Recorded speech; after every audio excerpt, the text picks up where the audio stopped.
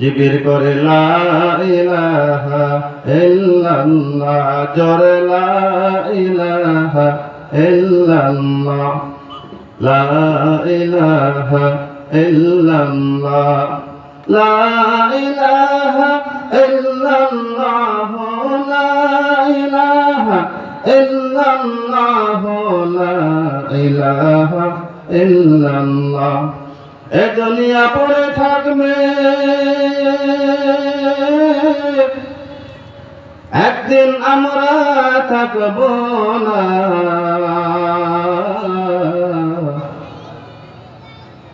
এ দুনিয়া পড়ে থাকবে, একদিন আমরা থাকব না।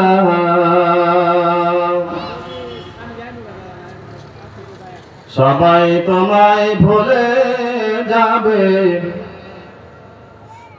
আল্লাহ তোমাদেরকে ভুলবেন না। সবাই তোমায় ভুলে যাবে, আল্লাহ আমাদেরকে ভুলবেন না। লা ইলাহা ইল্লাল্লাহ, জোরে লা ইলাহা,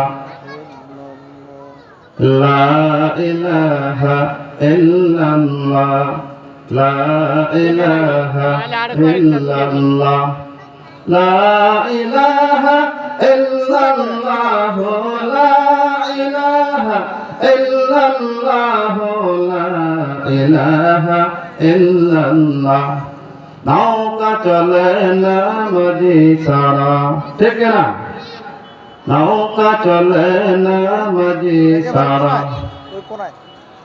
নৌকা চলে না নদী ছাড়া, রিক্সা চলে না চালক ছাড়া, দুনিয়া চলে না আল্লাহ ছাড়া।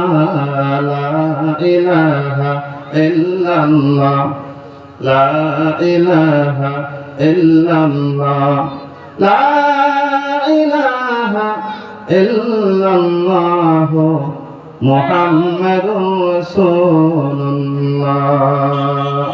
সবাই পড়ি সাল্লাল্লাহু আলাইহি ওয়াসাল্লাম। সম্মানিত মফিজউদ্দিন ফকির বালক বালিকা কওমি মাদ্রাসার উন্নয়ন প্রকল্পে এবং ছাত্র ছাত্রীদের দিস্তার বন্দি উপলক্ষে নবম বার্ষিকীর আল্লাহ পাকের দরবারে লক্ষ কোটি শুকর সুজুদ জানাই যে মহান আল্লাহ রাব্বুল আলামিন আমাদেরকে ঈমানের বলে বলিয়ান হয়ে ঈমানের তাগিদে কোরআন হাদিসের আলোচনা শুনে আমল করার লক্ষ্যে আল্লাহ রহমতের সামিয়ানার নিচে বসার তৌফিক দান করেছেন।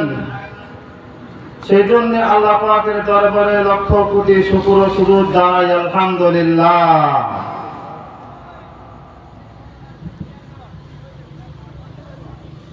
আজকের মাহফিল কোরআনের মাহফিল, আজকের মাহফিল হাদিসের মাহফিল। এই মাহফিলটাকে, এই জলসাটাকে হাদিসের ভাষায় জালিসুর রহমান রাউযাতুম মিন রিয়াদিল জান্নাহ অর্থাৎ জান্নাতের বাগান বলা হয়েছে। কেন? যেখানে কোরআন এবং হাদিসের আলোচনা হয় সেই জায়গাটাকে জান্নাতের বাগান বলা হয়।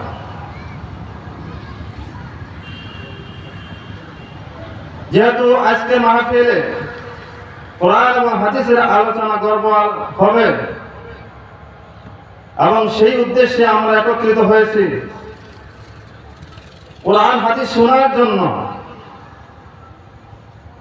বসা সৌভাগ্যের বিষয়, ঠিক কিনা বলেন? পৃথিবীতে অনেক মজলিস এবং সভা হয়, এটাকে জালিসুর রহমান বলা হয় না, জান্নাতের বাগান বলা হয় না। কিন্তু কোরআন হাদিসের আলোচনায় যেখানে হয় সেটাকে রহমান বা জান্নাতের বাগান বলা হয়। সম্মানিত হাজিরিন,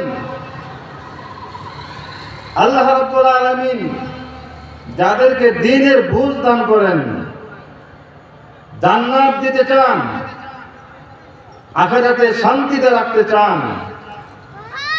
তাদেরকে দ্বীনের বুঝ দান করেন, তাদের জন্য আল্লাহ ঈমান নসিব করেন, তাদের দ্বারাই আল্লাহ তাআলা ভালো ভালো কাজ করার জন্য তৌফিক দান করেন।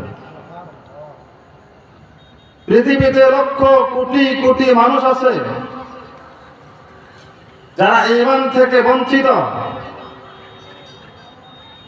দ্বীন থেকে বঞ্চিত।